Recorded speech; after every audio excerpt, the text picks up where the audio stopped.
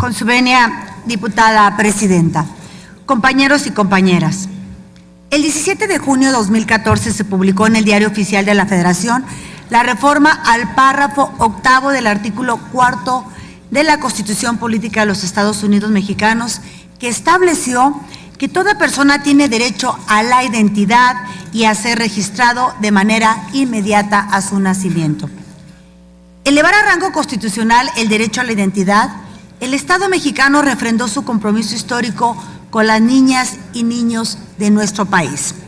Por ello, el dictamen que está a discusión es de gran relevancia, pues exhortar a la Secretaría de Gobernación para que fortalezca las campañas de difusión sobre la gratuidad de la expedición de la primer copia certificada del acta de registro de nacimiento es de la mayor importancia. El derecho a la identidad es el reconocimiento jurídico y social de una persona como sujeto de derechos y responsabilidades. Sin duda, indispensable para que las niñas y niños puedan hacer efectivo el ejercicio de sus derechos fundamentales como recibir alimentos, servicios de salud, educación, de calidad y de sano esparcimiento. Lo decía muy bien quien manteció en el uso de la palabra la diputada Ruth Tiscareño, que decía el presidente Enrique Peña Nieto, el derecho a la identidad es el primero de los derechos. Y con toda razón, porque si un niño o una niña no tiene acta de nacimiento, está en la nada jurídica, no existe jurídicamente.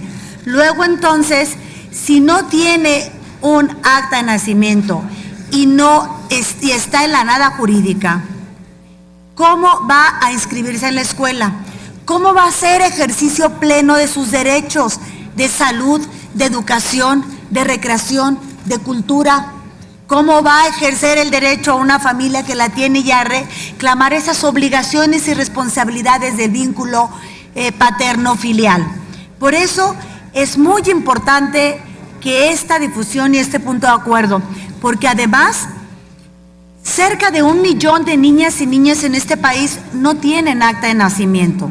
Imagínense la gran importancia del tema de lo que estamos hablando. En sentido contrario, la ausencia de registro de nacimiento coloca a las niñas y niños de México en una marcada situación de vulnerabilidad, aspecto que se agrava todavía más cuando forman parte de sectores poblacionales de escasos recursos.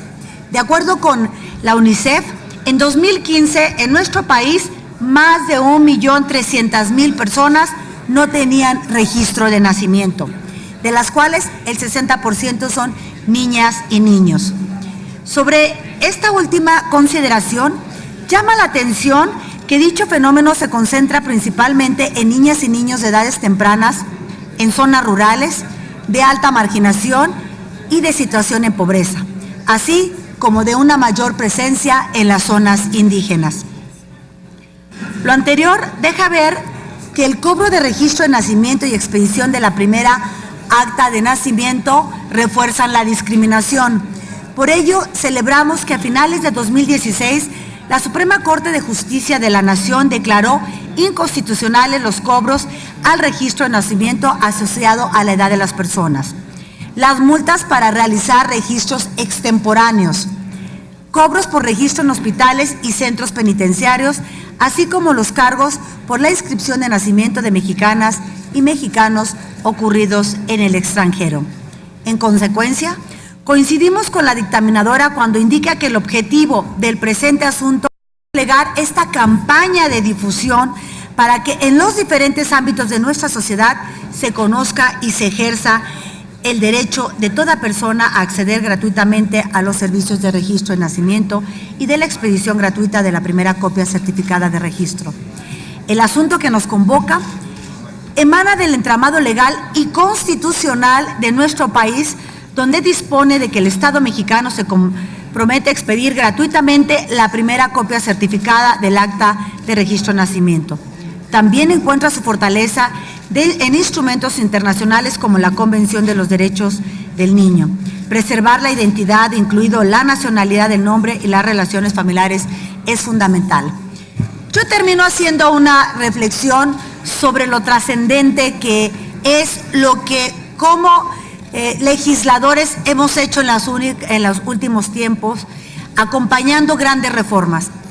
2011, junio de 2011, la reforma constitucional de derechos humanos que cambió el paradigma en este país.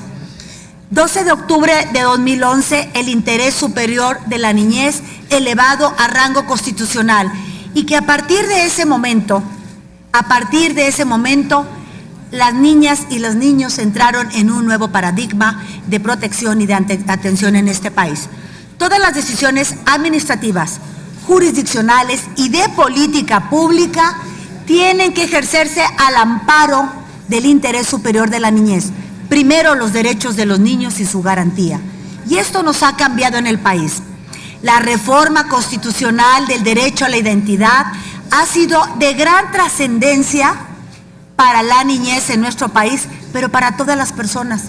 Porque un niño que no tiene ni siquiera existencia jurídica, un niño que no tiene derecho a la identidad y que está en la nada jurídica, en el limbo jurídico, jamás va a acceder a los derechos porque no existe.